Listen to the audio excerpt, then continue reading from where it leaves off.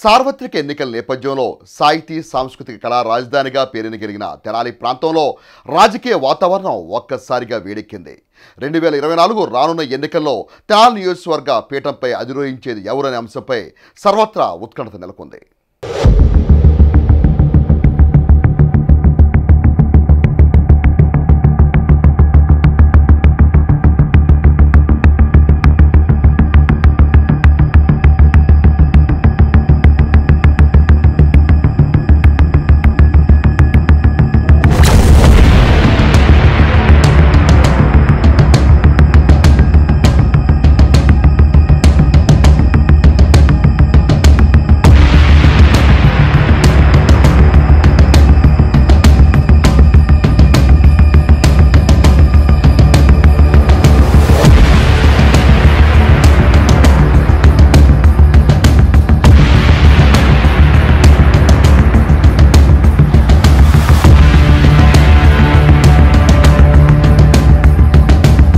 సార్వత్రిక ఎన్నికల ప్రక్రియ ప్రారంభమైన నేపథ్యంలో డెల్టా కేంద్రమైన తెనాలిలో రాజకీయ వాతావరణం ఒక్కసారిగా వేడెక్కింది.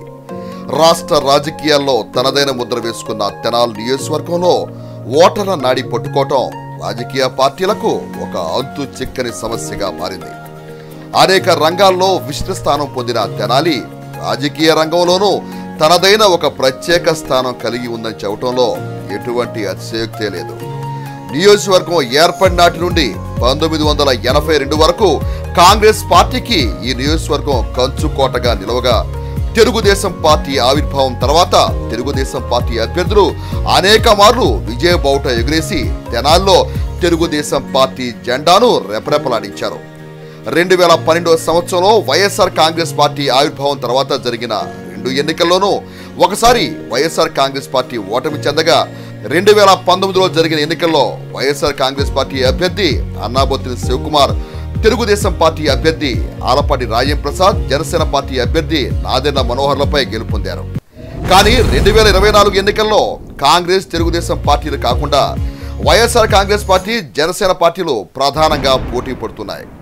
తెలుగుదేశం పార్టీ ఆవిర్భావం తర్వాత తొలిసారి ఆ పార్టీ తెనాలి నియోజకవర్గంలో ఎన్నికల్లో పోటీకి చేయకపోవటం గమనార్హం.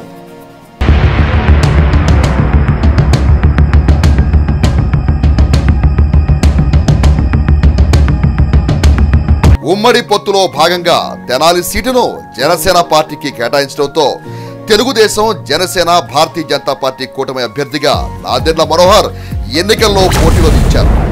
వైఎస్ఆర్ కాంగ్రెస్ పార్టీ అభ్యర్థిగా మూడోసారి అన్నాబొత్తిన శివకుమార్ ఎన్నికల బరిలో నిలవనున్నారు.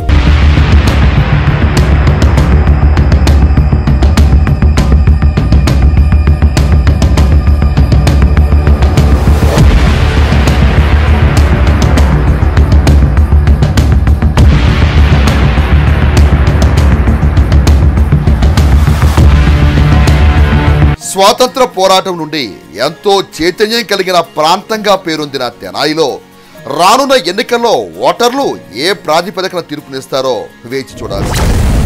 2 లక్షల పైచిలుకు ఓటర్లు కలిగిన తెనాలి నియోజకవర్గంలో ప్రధాన సామాజిక వర్గాలన్నీ గెలుపోవటంలో నిర్ణయించే స్థానంలో ఉన్నాయనటంలో ఎటువంటి సందేహమే లేదు.